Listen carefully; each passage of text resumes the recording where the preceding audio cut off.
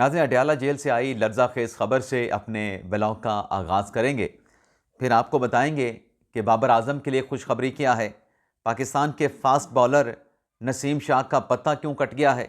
इन दो ख़बरों की डिटेल आपकी खिदमत में पेश करने के बाद जो आज कैपिटल सिटी में इस्लामाबाद में बड़ी सफारती बैठक हुई है और इस सफारती बैठक का जो पहला मरहला कामयाबी के साथ मुकम्मल कर लिया गया है, ये पहला मरहला क्या था और फिर जो प्रपोज़ल ईरान अमेरिका जंग के ख़ात्मे से मुतल्लिक़ हैं, उन प्रपोज़ल से मुतल्लिक़ भी तफ़सीलात आप नाज़रीन के साथ हम शेयर करेंगे और प्रोग्राम के आखिर में आपको ये बताएंगे कि वो कौन सा एक और मुल्क है जो ईरान जंग में कूदने के लिए तैयार है और जो मुल्क इस जंग में कूदने के लिए तैयार हुआ है उसका पस मंज़र क्या है, उसका बैकग्राउंड क्या है। ये डिटेल्स भी आगे चल के आपकी खिदमत में पेश करेंगे। लेकिन प्रोग्राम का आगाज़ करने से पहले आपसे दरख्वास्त के चैनल को सब्सक्राइब कर लें, बेल आइकॉन का बटन प्रेस करें, वीडियो पसंद आए तो इसे लाइक और शेयर ज़रूर कीजिएगा। तो पहली खबर नाजरीन, इमरान खान साहब अडयाला जेल में अलील हुए। अब इमरान खान साहब को जब आँखों का आर्जा लाहक हुआ, उनकी दाएं आँख में जो तकलीफ़ हुई, जो हॉस्पिटल के डॉक्टर हैं अडयाला जेल के, क्योंकि जेल में भी हॉस्पिटल होता है, वहाँ पे डॉक्टर्स मौजूद होते हैं, उन डॉक्टर्स ने जब खान साहब का मुआयना किया तो बताया गया कि खान साहब को जो आई स्पेशलिस्ट हैं उन्हें बुला के खान साहब का मेडिकल ट्रीटमेंट, खान साहब का मेडिकल एग्जामिनेशन करवाया जाए। तो पिम से डॉक्टर आरिफ खान को बुलाया गया और जब डॉक्टर आरिफ खान ने खान साहब का मुआयना किया तो फिर एक मेडिकल बोर्ड बना। खान साहब को पहला इंजेक्शन लगा, खान साहब को दूसरा इंजेक्शन लगा और जब दूसरा इंजेक्शन लगा तो 2 रुकनी मेडिकल बोर्ड था और जब तीसरा इमरान खान साहब को इंजेक्शन लगाया गया तो मेडिकल बोर्ड में डॉक्टर्स की तादाद जो है वो बढ़ के इस्लामाबाद हाई कोर्ट के फैसले की रोशनी में उसको 5 कर दिया गया था। अब खान साहब के आंखों के आर्जे का, बीमारी का जो ट्रीटमेंट है वो मुकम्मल हो चुका है। खान साहब को 3 इंजेक्शन लग चुके हैं। लेकिन अब अडयाला जेल से लर्ज़ाखेज़ खबर या तशवीशनाक खबर ये सामने आई है कि बुशरा बीबी साहबा भी, जैसे इमरान खान साहब को आंखों में तकलीफ थी, दाएं हाथ में उनको दाएं आंख का उनको आर्जा हुआ था, ऐसे ही बुशरा बीबी साहबा जो हैं वो भी आंखों के आर्जे में मुब्तला हो गई हैं। और खान साहब अपना बुशरा बीबी साहबा की जब हालत तशवीशनाक बताई गई, बुशरा बीबी साहबा ने जब कंप्लेंट की कि मुझे दाईं आंख से ब्लर नज़र आ रहा है, यानी धुंधला नज़र आ रहा है और आंखों में तकलीफ़ के साथ साथ बुशरा बीबी साहबा ने यह भी कहा कि मुझे सर में दर्द की तकलीफ़ भी है। अच्छा, मैंने बड़े ही एहतियात और मोहतात से बुशरा बीबी साहबा का नाम लिया है क्योंकि बार बार मेरी ज़ुबान के ऊपर अलीमा खान साहबा का नाम आ रहा था और आप दोस्त ये शिकायत करते रहते हैं कि मैं नामों में अक्सर औकात जो है वो गलती कर देता हूँ, नाम जो है मैं गलत कह देता हूँ। तो अभी मैंने ट्राई भरपूर की है, अभी तक तो कामयाब हुआ हूँ, आगे चल के देखते हैं क्या होता है। तो जब डॉक्टर्स ने बुशरा बीबी साहबा का मुआयना किया, अडयाला जेल के डॉक्टर्स ने, तो फिर पेम से उसी डॉक्टर को, डॉक्टर आरिफ खान को अडयाला जेल में बुलाया गया। बुशरा बीबी साहबा का वहाँ पे मेडिकल चेकअप किया गया और मेडिकल चेकअप करने के बाद डॉक्टर्स की तरफ से, डॉक्टर आरिफ खान की तरफ से बुशरा बीबी साहबा के लिए आई ड्रॉप जो है वो प्रपोज किए गए। ना सिर्फ आई ड्रॉप प्रपोज किए गए बल्कि एहतियाती जो तदाबीर हैं वो भी बताई गई, तजावीज़ भी दी गई और 4 हफ्तों के बाद डॉक्टर्स ने बुशरा बीबी साहब का दोबारा मुआयना कराने की हदायत भी कर दी है। यानी पहले इमरान खान साहब को आंखों का आर्जा था, अब खान साहब के साथ उनकी अहलिया बुशरा बीबी साहबा जो हैं वो भी आंखों के आर्जे में मुब्तला हो गए हैं। लेकिन सवाल ये है कि जब इमरान खान साहब के सियासी मुखालिफिन जेलों में बीमार होते थे तब कहा जाता था कि ये हॉस्पिटल में मुंतकिल होने के लिए बीमार हो रहे हैं। मैं ये नहीं कह रहा कि वो हॉस्पिटल में क्यों मुंतकिल हुए, उनको ज़मानत क्यों मिली, खान साहब के साथ अलग ट्रीटमेंट हो रहा है। मैं एक और चीज़, फैक्चुअली जो चीज़ आपके साथ डिस्कस करने जा रहा हूँ कि देखें, जब 70 ईयर से आप ऊपर हो ना, तो इस उम्र को पहुँच के आपको बीमारियाँ लगती रहती हैं, आप बीमार होते रहते हैं। तो ये नहीं कहा जा सकता कि खान साहब के सियासी मुखालफिन की जो बीमारी थी वो हराम थी, वो झूठ थी और खान साहब की बुशरा बीबी साहबा की जो बीमारी है वो एब्सोल्युटली हलाल है, एब्सोल्युटली वो बिल्कुल दुरुस्त है। तो ये तफरीक नहीं होनी चाहिए। लेकिन बहरहाल अगर बुशरा बीबी साहबा ने शिकायत की थी आंखों में धुंधला नज़र आने की, तो फौरी तौर पे इंतज़ामिया की तरफ से, अडयाला जेल के हुकाम की तरफ से बुशरा बीबी साहबा का वहाँ पर मेडिकल चेकअप करवा के उन्हें आई ड्रॉप्स जो है वो दे दिए गए आंखों में डालने के लिए।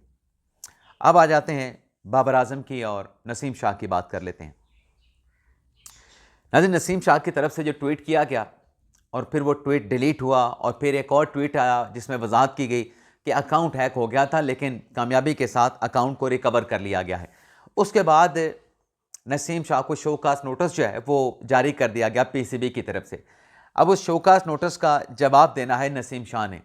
और कल जो पीएसएल का मुल्तान सुल्तान का जो मैच हुआ है, नहीं मुल्तान सुल्तान नहीं, पिंडी का जो मैच हुआ जिसमें नसीम शाह खेले हैं, मोहम्मद रिजवान की कप्तानी में 4 ओवर्स में मेरे ख्याल में 50 के करीब उनको रन्स पड़े हैं।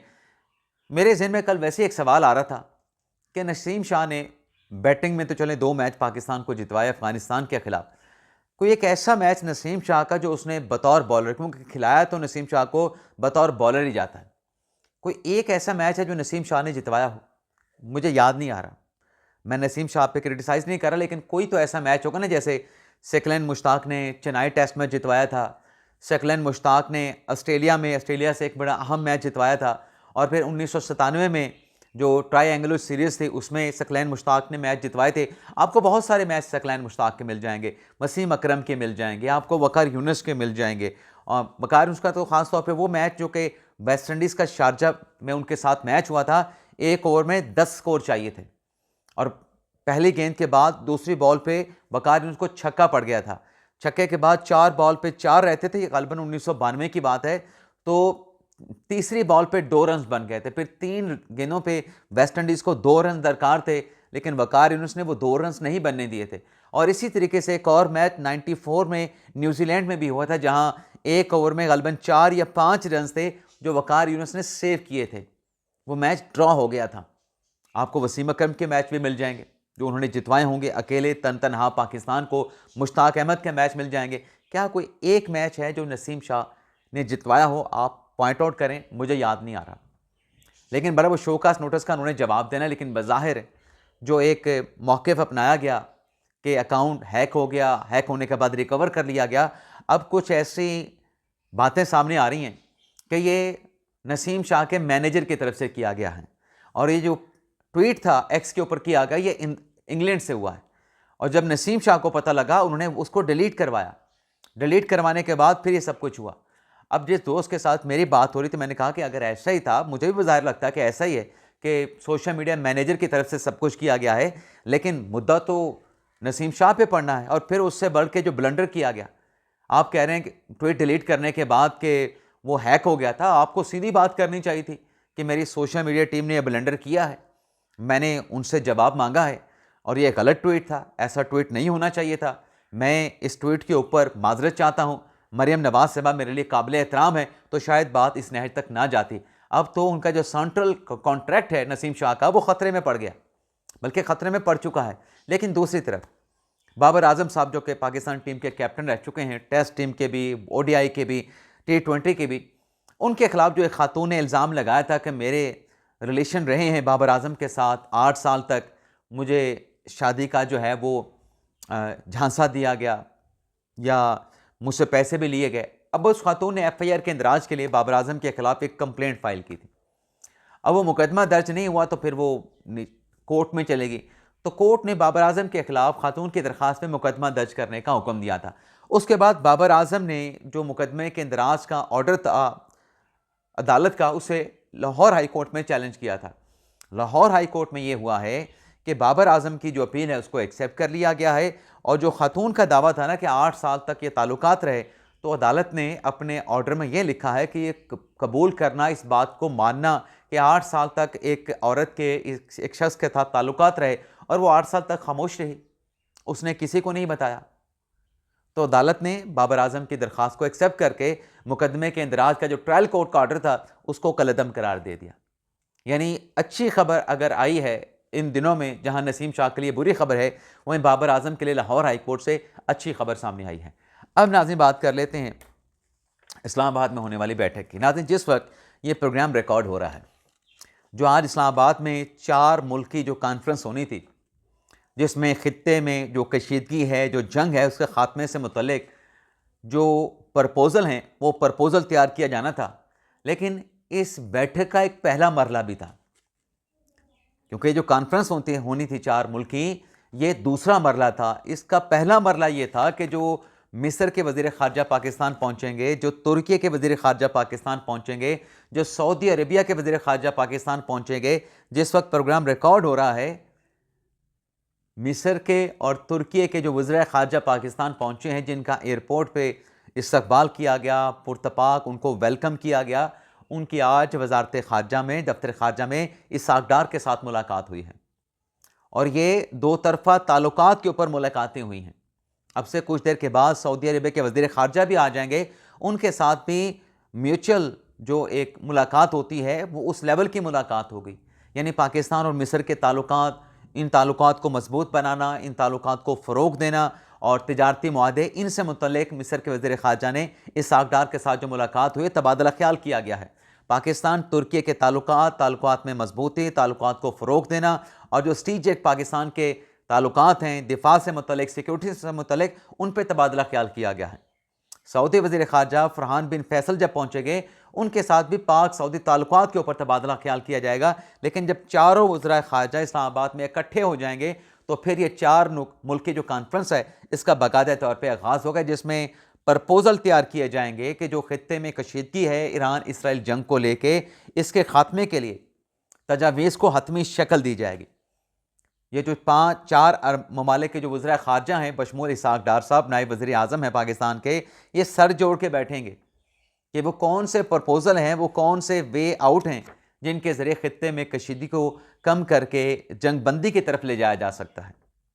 लेकिन इसके साथ साथ नाज़रीन, जहाँ ये कशीदगी से मुतल्लिक़ ख़बरें सामने आ रही हैं, ज़ाहिर सी बात है कि एक बुरा दौर चल रहा है और इस बुरे दौर को, कशीदगी को कम करने के लिए पाकिस्तान जो है, अब अल जज़ीरा ये रिपोर्ट कर रहा है कि पाकिस्तान जो है वो सफारती सरगर्मियों का हब बना हुआ है और पाकिस्तान अगर इस मकसद में कामयाब हो जाता है तो ये पाकिस्तान की बहुत बड़ी कामयाबी भी होगी और दुनिया के नक्शे पे पाकिस्तान एक ताकतवर मुल्क के तौर पे उभरेगा।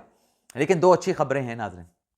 एक अच्छी खबर तो यह है कि जो अफ़गानिस्तान के वज़ीर ख़ारजा हैं अमीर मुत्तकी, उनकी तरफ से बयान दिया गया है, जो उनकी अमाराती वज़ीर ख़ारजा के साथ बात हुई है कि अफ़गानिस्तान पाकिस्तान के साथ अपने मसाइल को बातचीत, अफ़ाम तफ़हीम के ज़रिए हल करना चाहता है और अफ़गानिस्तान की सरज़मीन किसी को भी पाकिस्तान के ख़िलाफ़ इस्तेमाल करने की इजाज़त नहीं दी जाएगी और इस हवाले से संजीदा इक़दामात भी उठाए गए हैं। अब ये जो बयान है अफ़गानी वज़ीर ख़ारजा अमीर मुत्तकी का, ये हौसला अफ़ज़ा है, ये एक अच्छी खबर है और इस स्टेटमेंट को लेके चीज़ें आगे बढ़नी चाहिए, चीज़ें पॉजिटिव सिमत की जानिब जो है वो आगे चलें तो पाकिस्तान अफ़गानिस्तान के मामलात बेहतर हो सकते हैं। तो ये एक अच्छी डेवलपमेंट हुई है कि अफ़गानी वज़ीर ख़ारजा ख़ुद ये कह रहे हैं कि अफ़गानिस्तान की सरज़मीन पाकिस्तान के खिलाफ इस्तेमाल नहीं होनी चाहिए, ना हम इसकी इजाज़त देंगे। यही तो मुतालबा पाकिस्तान का अफ़गानिस्तान के साथ था। और दूसरी जो पाकिस्तान ने बड़ी सफारती कामयाबी हासिल की है, जो पाकिस्तान के लिए एक और बड़ी खुशखबरी है, जिस पर रात के व्लॉग में हम बात नहीं कर सके, कि ईरान ने अबनाए हुर्मुज़ से 20 जहाज़, पाकिस्तान के 20 जहाज़ जो है उनको गुजरने की इजाज़त भी दे दी है। और इससे मुतल्लिक जो ट्वीट किया गया इसहाक डार की तरफ से, उसे डोनाल्ड ट्रंप की तरफ से रीपोस्ट किया गया एक्स के अकाउंट पे। और नायब वज़ीर आज़म इसहाक डार साहब ने ये जो 20 जहाज़ जो हैं जो कि गुजरेंगे अबनाए हुर्मुज़ से और उन्हें किसी किस्म का सिक्योरिटी थ्रेट नहीं होगा, इसे बहुत बड़ी सफारती कामयाबी करार दिया है। और डेफिनेटली ये पाकिस्तान की ये सफारती कामयाबी भी है। लेकिन कुछ खबरें ये भी रिपोर्ट हो रही हैं कि जो अमेरिकन फोर्सेस हैं, पेंटागन की तरफ से ईरान के जज़ीरे ख़ारिज में ज़मीनी कार्रवाइयों का जो है वो प्लान तैयार किया गया था, लेकिन अभी तक ट्रंप की तरफ से उसकी मंजूरी नहीं दी गई। बल्कि जो नायब सदर हैं अमेरिका के JD वेंस, उनकी तरफ से बड़ा कैटेगोरिकल स्टेटमेंट सामने आया है कि तवील अरसा अमेरिका जो है वो ईरान में क़याम नहीं करना चाहता, अमेरिका ईरान से जल्द निकल जाएगा और जो अस्करी अहदाफ हासिल करने थे अमेरिका ने, उन अहदाफ को अमेरिका की तरफ से हासिल कर लिया गया है। तो JD वेंस का जो स्टेटमेंट है वो ये बताता है कि अमेरिका अब कोई ना कोई रास्ता तलाश करके, हमने एक हफ्ता पहले भी बात की थी कि सेफ पैसे तलाश किया जा रहा है और जैसे सेफ पैसे मिलेगा ईरान की इस जंग से अमेरिका निकल जाएगा। अच्छा, अमेरिका इस जंग से निकलना चाहता है, वहीं युगंडा की तरफ से, उनके आर्मी चीफ की तरफ से ऐलान किया गया है इसराइल की सपोर्ट का और उसमें कहा गया कि अगर इसराइल के ऊपर कोई ऐसा हमला होता है जिससे इसराइल की बका को खतरा पेश होगा तो युगंडा इसराइल के साथ खड़ा होगा। युगंडा के जो जवान हैं, जो फोर्सेस हैं, वो ईरान के लिए, अपना इसराइल के लिए मरने के लिए तैयार हैं। और 45,000 की फोर्स है युगंडा की, यानी लोग इस कशीदगी के खात्मे के लिए कोशिशें कर रहे हैं। इस्लामाबाद में 4 मुल्की बैठक हो रही है, वहीं युगंडा का जो मुल्क है वो चाहता है कि वो कह रहा है कि मैं भी इस जंग में कूद जाऊंगा। अब ये स्टेटमेंट क्यों सामने आया है, युगंडा के आर्मी चीफ की तरफ से बयान क्यों दिया गया है, उसकी नाज़रीन एक वजह जो है वो सामने आती है। और वजह यह है कि जो हौसी बागियों की तरफ से, यमन के हौसी बागियों की तरफ से जो स्टेटमेंट दिया गया कि अगर ईरान के ऊपर हमले ना रोके गए तो हौसी बागी भी इस जंग में शामिल हो जाएंगे। हौसी बागियों के इस अनाउंसमेंट, इस डिक्लेरेशन के बाद युगंडा की तरफ से ऐलान सामने आया है। देखते हैं जो बैठक आज कैपिटल सिटी इस्लामाबाद में हो रही है, इससे इंशाल्लाह कोई मस्बत नतीजा, कोई मुस्बत रास्ता निकलेगा ईरान अमेरिका जंग और कशीदगी के खात्मे के लिए। पाकिस्तान जिंदाबाद।